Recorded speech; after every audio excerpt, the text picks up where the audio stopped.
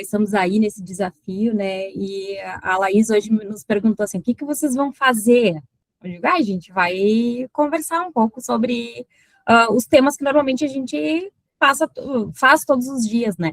Tá, mas vocês já sabem as coisas e vão ensinar as coisas. Eu digo, não, a gente não sabe e também vai auxiliar as pessoas, né? Eu digo assim, porque eu digo, filha, nem a gente não sabe tudo na vida. Mas algumas coisas a gente tem uns insights, graças a Deus, né? E aí consegue auxiliar as pessoas no que a gente faz, né? E no que a gente pode auxiliar, né? E aí eu disse para ela, eu digo, isso é reino, né? Porque o reino é isso, né? É a gente compartilhar o conhecimento, juntar ali os conhecimentos e poder auxiliar as pessoas no que é necessário, né? Então, vamos lá. Hoje à tarde eu estava conversando com o Marcelo, né? E aí o Marcelo disse, o que que tu é, o que que tu faz? Digo, olha, se é um nome mais bonito, é Facilities Management. Mas, na verdade, é uma área meio na área administrativa que faz de tudo um pouco e que traz, digamos assim, um certo conforto para as pessoas que estão ao nosso redor. Porque trata um pouco da infraestrutura, trata um pouco do deslocamento das pessoas, trata um pouco da cadeira que a pessoa senta, né? É os extremos, né? É um ar-condicionado numa subestação que pode desligar a qualquer momento, não vai desligar, né? Se Deus quiser, mas também é a cadeira que a pessoa senta ali, né?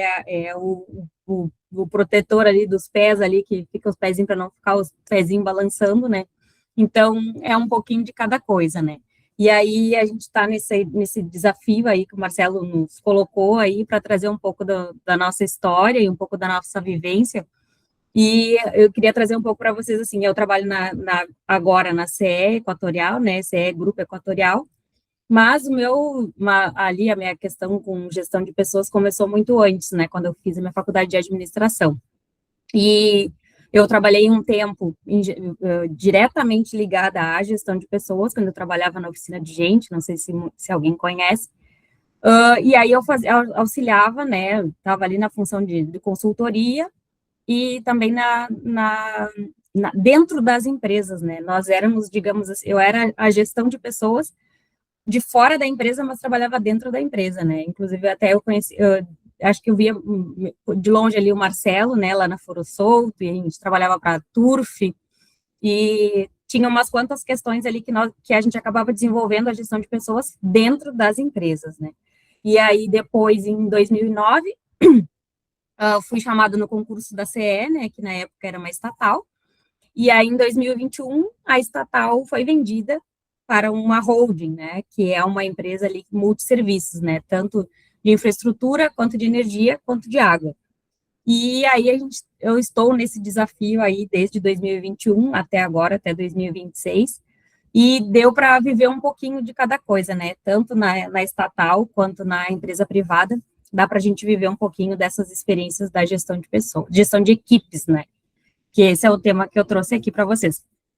Então, assim, a gestão de equipes é um processo de liderar, organizar, desenvolver, coordenar um grupo de pessoas para alcançar um objetivo comum de forma eficiente e colaborativa.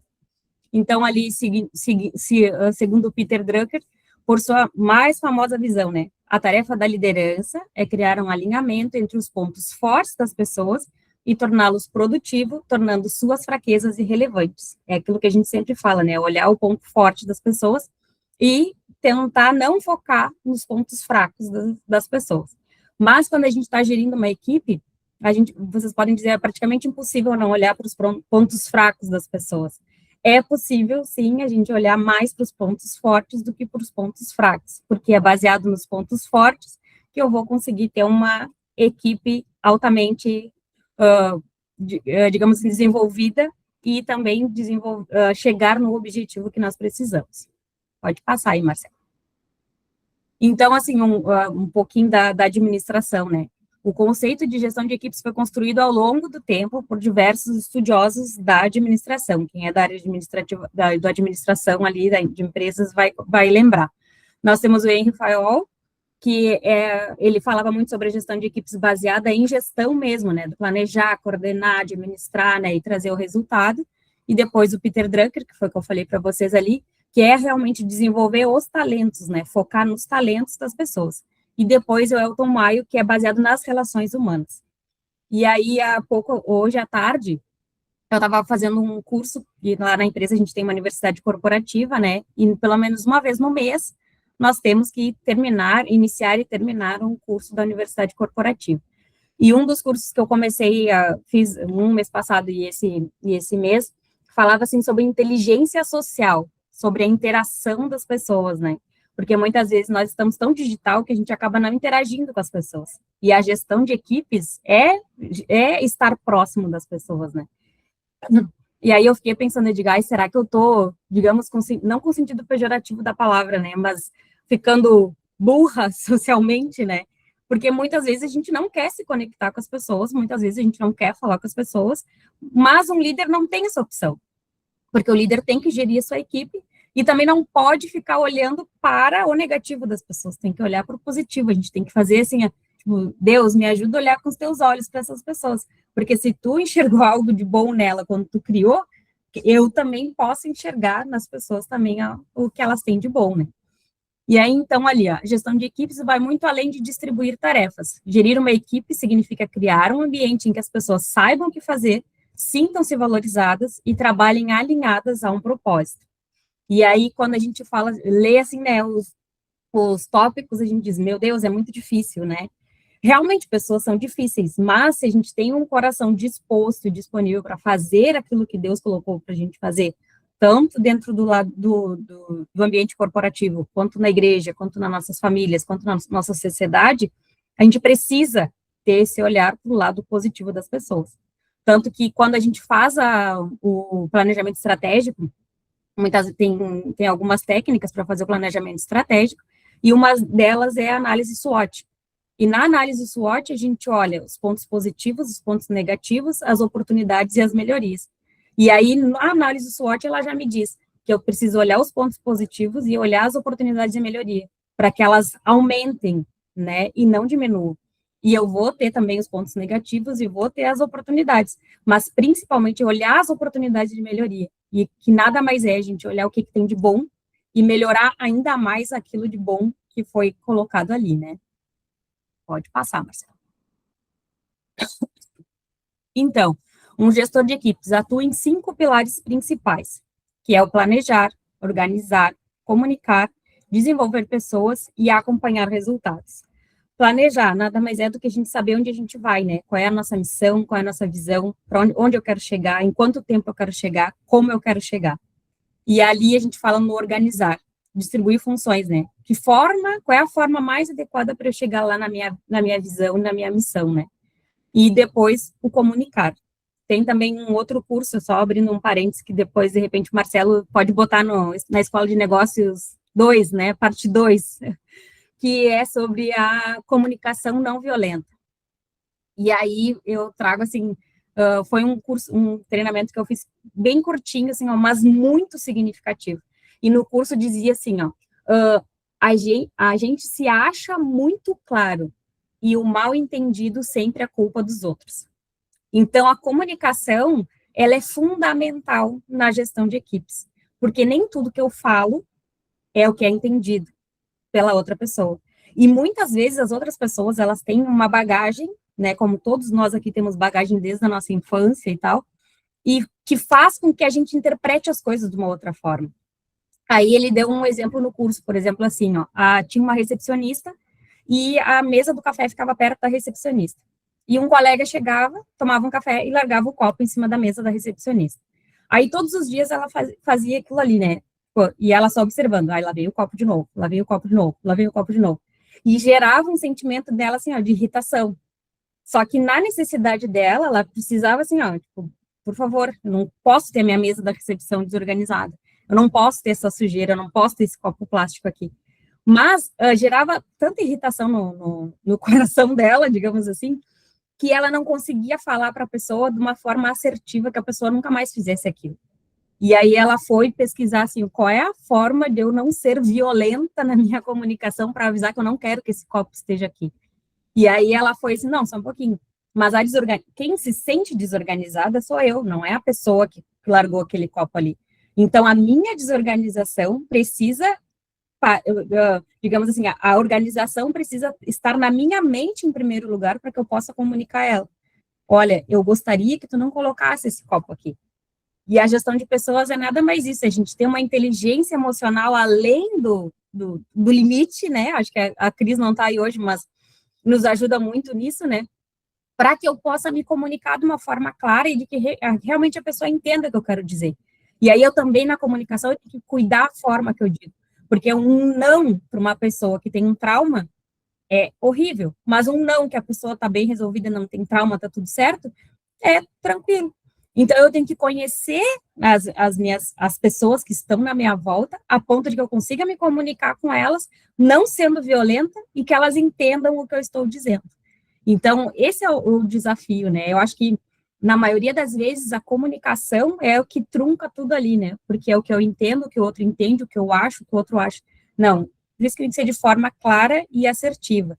Por isso que, muitas vezes, eu ainda prefiro mandar um áudio para a pessoa, se eu não posso ligar na hora, do que eu vou escrever.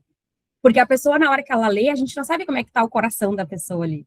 Então, ela vai interpretar, ela pode interpretar da forma que ela quiser, porque ela tem uma bagagem toda da vida dela, né? E que realmente, de repente, naquele dia não vai estar tão legal, não vai estar tão resolvida, e aí, de repente, vai entender a minha mensagem de uma outra forma. Então, hoje, assim, eu não tenho clientes externos, eu tenho clientes internos. E eu ainda prefiro mandar um áudio para os meus clientes internos do que mandar uma mensagem. Porque simplesmente a mensagem talvez não chegue da forma que eu gostaria que chegasse. Então, para mim desenvolver a minha equipe, eu preciso desenvolver a minha capacidade de me comunicar, para que depois eu possa treinar, orientar, né, e fazer todo aquele processo, assim, de saber, olha, nós estamos juntos, então, nosso objetivo é chegar ali naquela esquina, vamos todo mundo junto? Todo mundo entendeu que para chegar naquela esquina a gente precisa caminhar, pode ser de passos largos, pode ser de passos médios, pode ser correndo, mas todo mundo tem que chegar junto naquele objetivo. Uns vão caminhar mais devagar, outros vão caminhar mais rápido, outros nem vão querer ir, mas aí eu tenho que tentar entender o que eu estou comunicando para as pessoas. Eu expliquei direito que eu quero chegar ali na esquina? Todo mundo entendeu que é ali na esquina? E será que eu pensei naquelas pessoas que não vão conseguir correr, que não vão ter habilidade de correr? Então, opa, para aí, não é correndo, então é caminhando. Ah, todo mundo consegue correr? Bora, então vamos correr. Não, mas tem gente que tem, de repente, uma baixa mobilidade e não vai correr e vai precisar ser carregado. Eu tenho gente suficiente para que carregue um ou outro para a gente chegar ali naquela esquina. Então, são várias análises que a gente precisa fazer, né? Tanto se comunicando, desenvolvendo e acompanhando aqueles resultados que as pessoas precisam ter para a gente poder chegar ali na esquina. Pode ir passando, Marcelo, que daí eu vou conversando e a gente vai... Cara, é só fazer um adendo aqui, um parênteses, né? Não vai ser na segunda edição, vai ser nessa edição. A gente já tem uma aula específica sobre comunicação, né? Olha só. Uma vez eu escutei uma frase e ela marcou muito, que fala assim, ó, comunicação não é aquilo que você fala, é aquilo que a outra pessoa entende, né? Então, acho que isso é uma definição bem forte sobre isso, né? Porque muitas vezes na comunicação a gente vai no baseado eu acho, né? Eu acho que ela entendeu, eu acho que eu fui claro, eu acho. A gente não tem que ter no achismo, né? Ainda mais quando se trata de pessoas, a gente trata dos sentimentos das pessoas, a gente trata da produtividade das pessoas, a gente trata do dia a dia das pessoas. Então, eu preciso ser claro o suficiente para que elas colaborem comigo para o objetivo. Então, assim, ó, os principais objetivos da gestão de equipe são aumentar a produtividade, melhorar a comunicação, fortalecer a colaboração, resolver conflitos, desenvolver talentos e alcançar resultados sustentáveis. Lá na empresa, a gente tem um dos valores que é obstinação pelo lucro. A primeira vez que eu li, assim, eu digo, meu Deus, como assim obstinação pelo lucro? Quer dizer que não importa o cliente, importa o dinheiro que a gente vai ganhar. E aí, ao longo do tempo, a gente vai vendo assim, que muitas empresas não têm essa clareza nos valores, mas são obstinadas pelo lucro. E a obstinação pelo lucro não quer dizer que tu vá pisar nas pessoas para te alcançar os teus objetivos. E sim, tu vai procurar lucratividade, porque toda empresa procura lucratividade, né? E ali também, quando fala ali em resolver conflitos, né? A gente tem essa coisa assim que o problema são as pessoas, né? Não, o problema é que a gente não tem objetivos definidos e a gente não consegue ter clareza nas informações para que a minha equipe saiba onde ela tem que chegar. A partir do momento que eu tenho clareza de onde eu quero chegar, eu primeiro, né, eu como gestora, tenho clareza onde eu quero chegar, eu consigo trazer as pessoas para perto e explicar e fazer com toda essa análise, né, conseguiu chegar, não conseguiu, entendeu, qual é o meu resultado, onde eu quero chegar, o que eu quero fazer, né.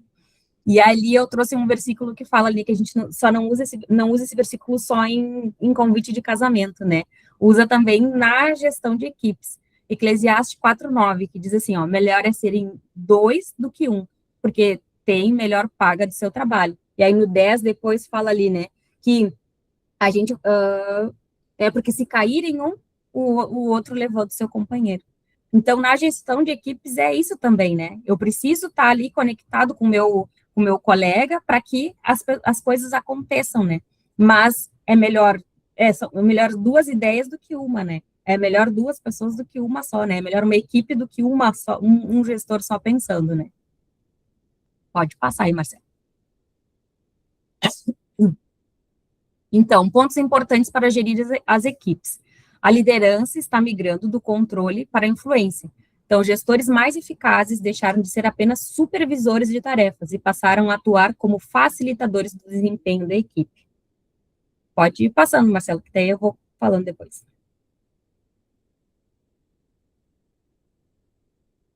Ali, ó. Segurança psicológica tornou-se um diferencial competitivo. A equipes de alto desempenho são ambientes onde as pessoas se sentem seguras para fazer as perguntas, compartilhar ideias, admitir erros e discordar respeitosamente. Quando existe o medo de errar, a inovação diminui e os problemas deixam de ser comunicados. Porque eu não sei, se eu errar, eu não sei o que o meu gestor vai dizer para mim. Se eu errar, eu não sei o que a minha equipe vai fazer comigo. Se eu errar, eu não sei o que os meus colegas vão fazer comigo. E aí a gente fica naquele ambiente que a pessoa não consegue desenvolver nada, porque ela tem medo do que vai acontecer, tem medo da consequência. Então é preferível eu fazer meu básico aqui do que eu arriscar em qualquer coisa para que depois eu receba uma crítica, né? E nós, como adultos, eu vejo assim, pela minha vivência dentro da empresa, e até nessa migração de empresa pública para empresa privada, que acontece? Muitas vezes nessa migração, a gente ficou naquele medo, assim, né? O que vai acontecer? A gente já vai ser demitido? Não vai ser demitido? A gente mexia, né? Vai chegar o envelopinho marrom, que era onde viam os documentos das demissões, né? E aí foi criando um ambiente hostil, porque, na verdade, eu fazia porque daqui a pouco eu fazia um pouquinho, porque daqui a pouco eu já ia ser demitido. E aí depois a gente teve que ressignificar isso. Até enquanto gestora também, eu tive que ressignificar isso. Porque não era porque não era porque a gente ia fazer básico, porque a gente já ia ser demitido. E sim porque nós estávamos no ambiente de trabalho que nós precisávamos desenvolver as nossas habilidades, as nossas capacidades ali, para que a gente conseguisse avançar. Seja dentro da Equatorial, seja fora da Equatorial, nós somos profissionais. Então, não adiantava estar dentro de uma empresa vivendo com medo, vivendo, não posso errar porque senão vou ser demitido. Não posso compartilhar uma ideia porque não vão aceitar porque eu era da estatal. Não posso fazer pergunta porque eu era da estatal. Então, ao longo do tempo, de 2021 até agora, a gente foi desconstruindo muita coisa. E isso é o papel do gestor de equipe, desconstruir esse muro que se criou, né?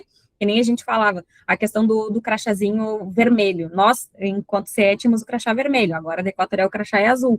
Então, criou todo um desconforto dentro da empresa, porque parecia que quem era crachá vermelho era contra o crachá azul. E aí fomos, né, enquanto gestores, tentando desmistificar isso. Mas mesmo assim, a gente não podia ter tido, digamos assim, esse período ali, né, do medo, de não admitir erros. A gente já tinha que ter sido, tinha que ter ido avante, porque nós estávamos dentro de uma empresa e que dependia muito mais do nosso potencial enquanto estatal, porque nós éramos detentores do conhecimento no momento, do que com o medo da chegada da Equatorial, né? Mas isso é ao longo do tempo, né, que a gente vai desenvolvendo essa segurança psicológica, que nem eu coloquei ali, né? Porque é o essencial a gente ter, para a gente poder pensar, para a gente poder ter liberdade, para a gente poder atuar como profissionais que nós somos. Pode passar aí. A comunicação frequente vale mais do que reuniões longas, né? Quantas reuniões que a gente fala, né, poderiam ter sido resolvidas por um e-mail, né? E então, a gente ainda vive no mundo corporativo cheio de reuniões, né, no Teams e tudo mais, Mas se a gente tem qualidade na comunicação, se eu entendo as pessoas, se eu conheço as pessoas, é muito mais fácil a gente se comunicar do que marcar uma reunião que, de repente, poderia ter sido só um e-mail, né? Pode passar. Feedback contínuo substitui a avaliação anual tradicional, né? Quando a gente fala em avaliação de desempenho, muitas vezes a gente só recebe a avaliação de desempenho lá no final do ano, né? E ao longo do ano, será que quando eu for avaliar minha equipe, eu vou lembrar desses momentos que eu vivi com ela? Eu vou lembrar do dia que ela foi, se ela é extremamente importante numa tomada de decisão, eu vou lembrar lá no final do ano, lá, que ela realmente foi importante naquela tomada de decisão. Então, hoje, nós, como gestores de equipes, é melhor a gente ter um feedback contínuo, respeitoso, ir falando e conversando, né? Convidar, vamos ali tomar um café na Copa. E aí, tu já vai conversando, já vai falando, já vai trazendo esses feedbacks. É necessário fazer feedback conforme o padrão da empresa, que muitas vezes tem que ser por escrito, é necessário. Mas se tu tá gerindo a tua equipe, o que é mais fácil? É tu criar tanta intimidade, né, com respeito, mas que tu tenha liberdade de esclarecer os fatos, tanto os positivos quanto os negativos. E aí a gente consegue direcionar as pessoas para uma melhoria. Não espero um ano para mim direcionar a pessoa para uma melhoria contínua. Ah, não, daí agora, só no próximo ano eu vou elogiar ela. Não, agora só no próximo ano eu vou falar com ela sobre esse tema. Aí só no próximo avaliação que eu vou conversar com ela sobre os atrasos dela. Não, se eu tenho um feedback contínuo, eu consigo trazer pontos específicos e a pessoa consegue também entender o que eu quero dizer a respeito daqueles pontos específicos.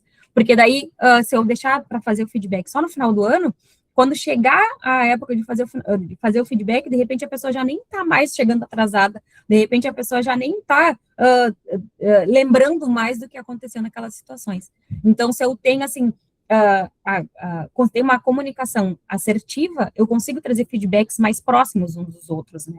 E ali fala sobre um modelo muito simples, né? É a situação, o comportamento, o impacto que aquele comportamento traz e o próximo passo. O que eu vou fazer com isso aí?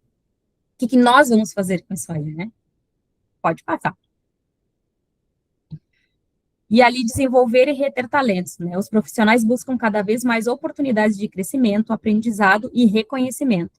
Sem investimento no desenvolvimento das pessoas, aumenta o risco da perda de talentos. E muitas vezes as pessoas não estão dentro das nossas empresas até em função dos salários, e sim do crescimento profissional. Porque muitas vezes a gente gosta do que a gente faz, muitas vezes o salário é importante, mas muitas vezes o ambiente e a oportunidade que eu tenho de me desenvolver vale muito mais do que o meu salário. E aí é o perigo também que muitas vezes nós encontramos na gestão de equipes, né? Muita a questão financeira, e eu tenho um talento, e muitas vezes eu não vou ter o valor do mercado, que o mercado está oferecendo para ele para reter aquele talento. Então, eu tenho que deixar um objetivo claro para ele. Olha, neste primeiro semestre eu não tenho como aumentar o teu salário. Neste primeiro ano eu não tenho como fazer isso. Mas já dá uma projeção. Ó, se tu crescer dessa forma, a gente consegue dessa forma. Se a gente conseguir atingir tais metas, eu consigo um bônus, né? E muitas vezes é isso que a pessoa precisa, é isso como nós, digamos, como colaboradores, precisamos, né? Ter uma meta bem definida e entender o que a empresa quer de mim. Porque realmente, assim, muitas vezes a gente prefere muito mais, se for pesar, né? A gente sabe que a gente precisa do dinheiro, né? Mas muitas vezes a gente ainda prefere ter um ambiente onde eu sei onde eu posso chegar do que o meu salário, né? Ali, 6, gerenciar mudanças constantes. As empresas precisam se adaptar rapidamente às transformações tecnológicas, econômicas de mercado. Isso exige equipes mais flexíveis e líderes capazes de conduzir mudanças com clareza e segurança. É isso que eu estava dizendo para vocês como exemplo, né? Da gente mudar de uma estatal para uma empresa privada. Mudou muito? Mudou muito. Tem coisas que melhoraram? Melhoraram. Mas tem coisas que ainda a estatal tinha um melhor desempenho. Mas, de qualquer forma, hoje eu preciso ser uma liderança que gerencie essa mudança. Eu preciso trazer a minha equipe junto comigo para que a gente possa alavancar. Senão, eu, como líder, se eu tiver essa resistência à mudança, eu vou ficar para trás. Esses tempos a gente conversou, eu participei do encontro com o pessoal do Conselho Administrativo. E aí ele é um senhor, assim, já bem, já faz há tempos já que ele está no conselho. E aí as pessoas perguntaram para ele, assim, tu não tem medo dos novos administradores, desses administradores que fizeram a faculdade agora, 2020, para cá, assim, esses jovens cheios de ideias, cheios de coisas, e aí ele disse assim, de forma nenhuma, tem espaço para todo mundo, porque a experiência que eu tive lá atrás vai servir como bagagem para quem tem experiência agora. E aí eu tenho que estar aberta à mudança para essa juventude de agora me ajudar a eu me encaixar nesse novo mercado, me encaixar nessas novas tecnologias. Então, a gente tem que entender assim, que dentro de uma empresa, ou até mesmo dentro eu, como, digamos, como proprietária de uma empresa, eu tenho que entender que não é uma concorrência, né, dentro da minha empresa. Se eu escolhi aquelas pessoas para trabalharem comigo, não é uma concorrência. E sim, são alianças que são formadas para a gente chegar no nosso objetivo. Pode ir passando aí, Marcelo. Outro desafio, né? Liderar equipes híbridas e remotas. O que é híbridas e remotas? Tem gente que trabalha home office e tem gente que trabalha todo dia ali junto comigo. Como que eu vou fazer essa proximidade das pessoas, né? Então, um dia, sei lá, vou marcar todo mundo no escritório e a gente faz uma confraternização, faz uma reunião presencial. Eu mesma, o meu executivo, ele fica em Goiás. E uma vez no ano ele vem a Porto Alegre. Então, junta todo mundo e vai para Porto Alegre. Mas eu tenho aquela conexão com ele porque ele me chama no Teams, ele me manda um WhatsApp, ele me manda um e-mail. E então, eu tenho essa proximidade com ele. Mas existe um desafio nessas equipes, né, que é híbridas, é que tem algumas vezes por semana vão ao escritório, né, e as remotas são totalmente home office. Então, eu, como gestor de equipes, eu tenho que entender essa modalidade da minha empresa, que proporciona para as pessoas esse tipo de situação, mas eu preciso continuar acompanhando o desempenho dela, eu preciso ainda integrar essa equipe, eu preciso estar de olho, digamos assim, né, em todas as pessoas.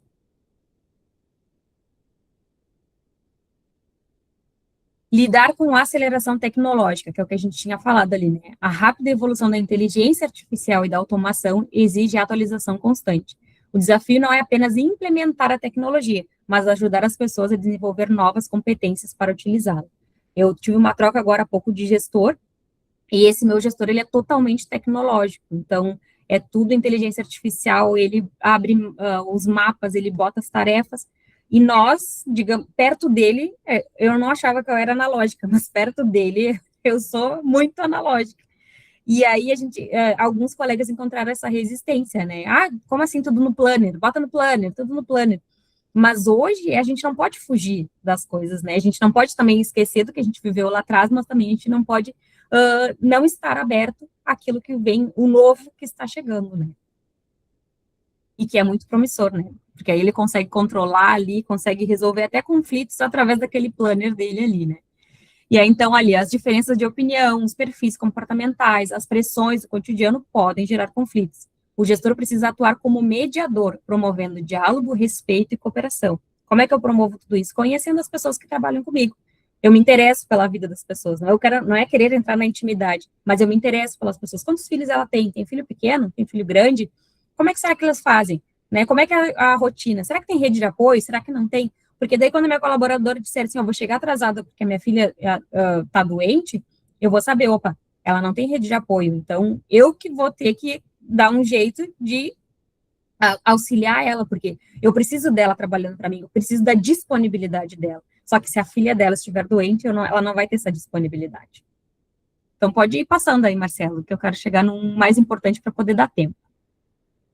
Desenvolver lideranças mais humanas, né? É a proximidade, é um modelo de liderança autoritário, tem perdido espaço, porque eu preciso das pessoas colaborando comigo, eu não vou mandar nas pessoas, né?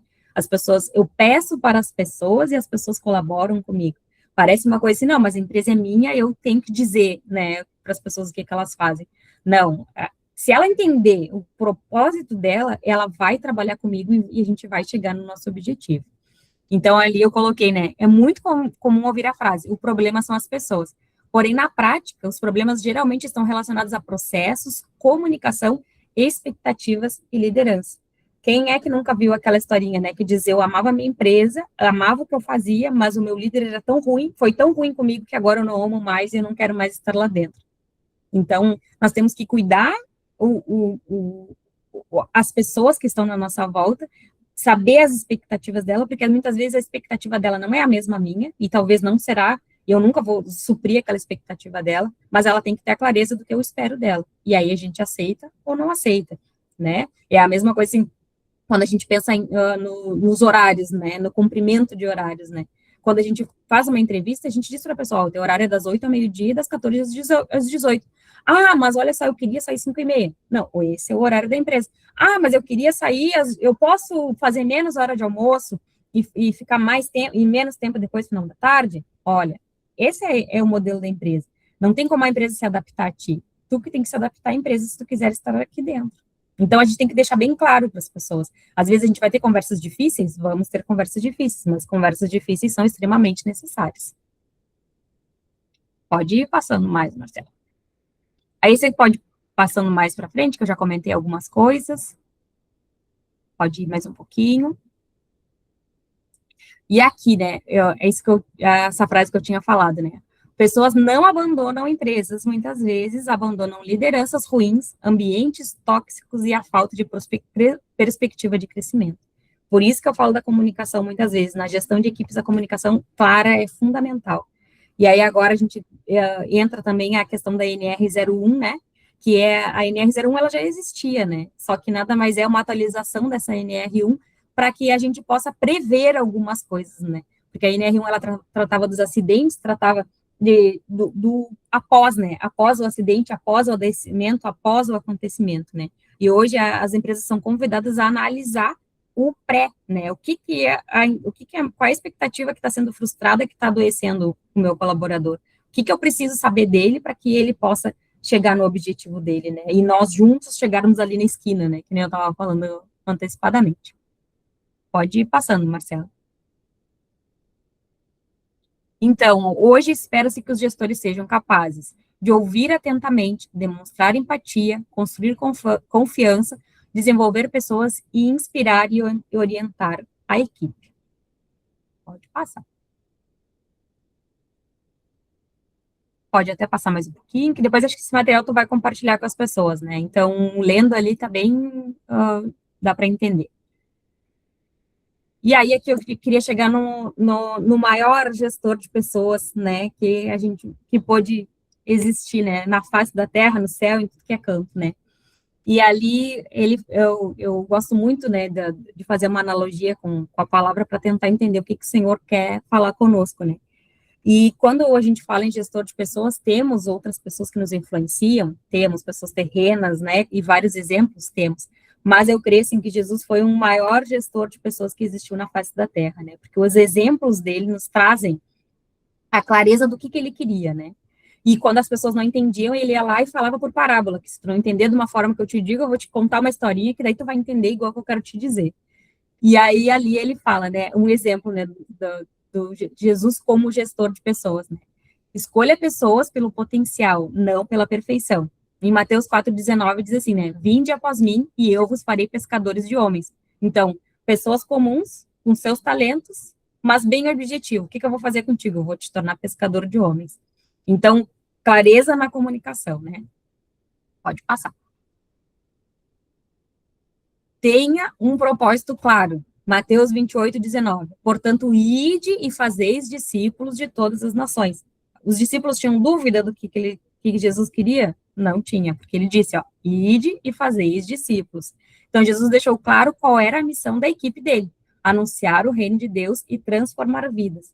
Então, se tivesse alguma dúvida, não tinha dúvida nenhuma, era isso. Ah, tu acha? Não, não tem que achar nada. Tu tem que anunciar o reino de Deus e transformar a vida. Ah, mas aquele dia que aconteceu, não. Esse é o nosso propósito. Tá claro ali para ti. Então, a gente segue cumprindo o nosso propósito. O 3 ali, lidere pelo exemplo. Jesus não apenas ensinava, ele praticava aquilo que ele pregava. João 13, 14 e 15 diz assim, porque eu vos dei exemplo para que, como eu vos fiz, façais vós também. Então, a liderança pelo exemplo, ela arrasta, porque não adianta eu só ficar falando para a pessoa, tu tem que fazer isso, tu tem que levantar, tu tem que limpar, tu tem que ir no banheiro e revisar de hora em hora, porque pode ser que nesse período de tempo alguém tenha sujado, tenha faltado papel higiênico, tenha faltado papel toalha, tenha faltado sabonete. Bom, então eu me levanto e vou lá olhar. E aí, ó, quando eu for dizer para a pessoa que é responsável pela limpeza, eu disse, eu vim aqui, eu olhei e não tinha. Mas se tu quiser, tu pode me dar até aqui o rolo de papel higiênico que eu troco para ti, não tem problema. Mas a gente tem que liderar pelo exemplo para que a pessoa olhe para ti, poxa, ela fez, então eu posso fazer. Ela me deu exemplo, então eu posso fazer. Pode passar aí. Invista no desenvolvimento das pessoas. Jesus ensinava, corrigia, orientava e acompanhava seus discípulos continuamente. Em Marcos 3,14 diz assim, designou 12 para que estivessem com ele e os enviasse a pregar. Então, quando Jesus mandou ali, né, naquela parte que Jesus mandou de 2 em 2, vão lá, preguem o evangelho e depois vocês voltem aqui para me contar o que aconteceu. Jesus estava treinando as pessoas, né, treinando os discípulos, né, e é exatamente por isso que são 12, para poderem ir de 2 em 2, e aí já fecha com a palavra do Antigo Testamento, que fala, né, que é melhor ser em 2 do que 1, porque tem uma melhor paga do seu trabalho. Então, Jesus investiu no desenvolvimento dos discípulos. Primeiro, ele ensinou, e aí depois ele investiu enviando eles. Delegue responsabilidades. Jesus confiou tarefas aos discípulos e lhes deu autonomia. Em Lucas 9, do 1 ao 2, diz assim, e enviou-os a pregar o reino de Deus e a curar enfermos. Então, Jesus diz, ó, vai lá e cura as pessoas. Eu fiz e te mostrei, já te dei o exemplo. Curei cego, declarei o nome de Jesus, ressuscitei os mortos, e aí agora eu estou mandando vocês irem e pregar o reino de Deus e curar os enfermos. Então, ele fez, depois ele ensinou e delegou responsabilidade para que as pessoas pudessem fazer depois. Valorize a unidade da equipe. Jesus ensinou que a união fortalece a missão. Ó. João 17, 21. Para que todos sejam um. Então, era necessário que todos estivessem juntos, né? É como numa casa, né? Que enquanto um não tá legal, o outro vai lá e vai incentivar. Aí, quando o outro não tá bem, o outro vai lá e traz, ó, vamos ver aqui, o que aconteceu? Vamos conversar. Para um pouquinho, né? Porque a gente tem que conhecer as pessoas que trabalham com a gente, conhecer a nossa equipe, a ponto de que um dia elas cheguem com uma cara um pouquinho diferente, a gente veja que elas não estão legais. E aí que entra também o exemplo da liderança humana, digamos assim, né? Da gente saber o que está acontecendo, o que aconteceu aqui, que eu posso ajudar sem me intrometer na vida da pessoa, mas que eu possa ajudar ela a sanar esse problema para que ela possa continuar aqui dentro e cumprir o objetivo que eu tenho dentro da empresa. Pode passar? Sirva antes de comandar. Para Jesus, a verdadeira liderança está no serviço. Marcos 10, 14. Pois o Filho do Homem não veio para ser servido, mas para servir.